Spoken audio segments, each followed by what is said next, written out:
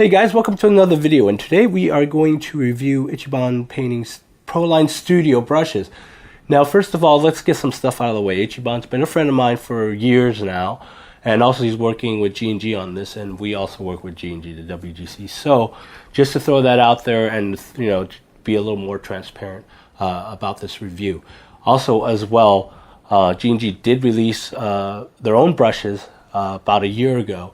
They did have a little kind of problems with one batch, which kind of messed some stuff up. But they're all in all, the brushes themselves are okay for the more brush snobs like me. I mean, they're okay brushes, but for the general populace of our hobby, those brushes do very well.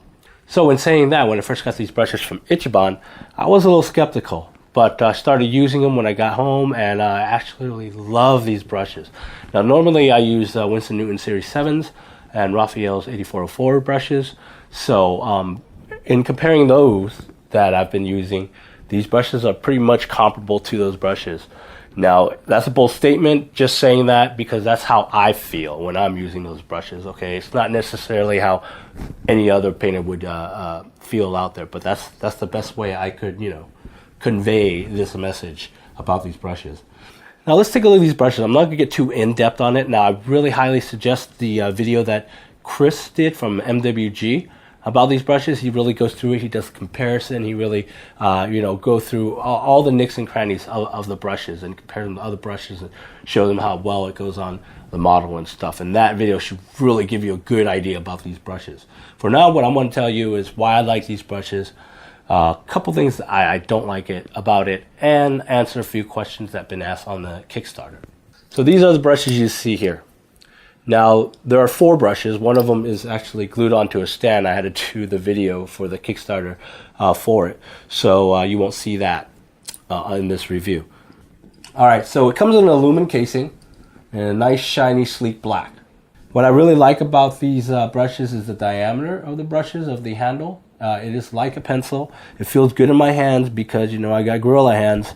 When I'm painting, I can paint pretty long without feeling all cramped up when using compared to the other brushes I use.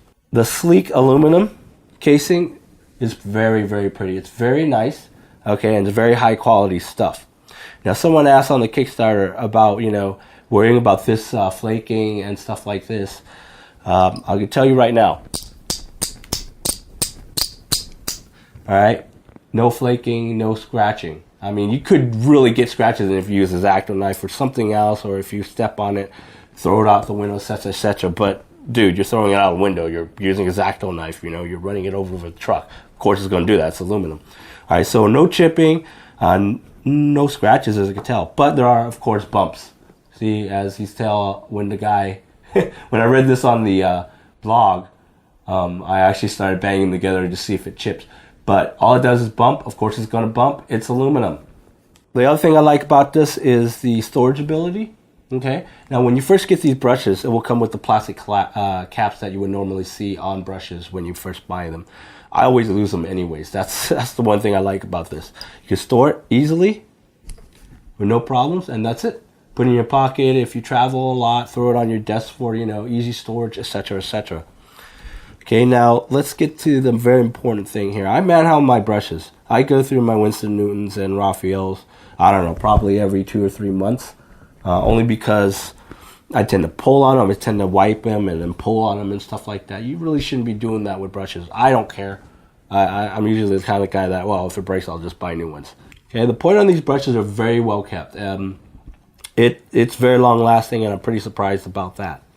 I use the Master Brush soap to keep these clean, to condition it and stuff, and it's been holding its point for since I've gotten these, and I've been painting with these for a whole month now, and I've been doing a lot of painting this month. So, in my point of view, when my gorilla manhandling, it actually works out really, really well. The point is kept, etc., etc.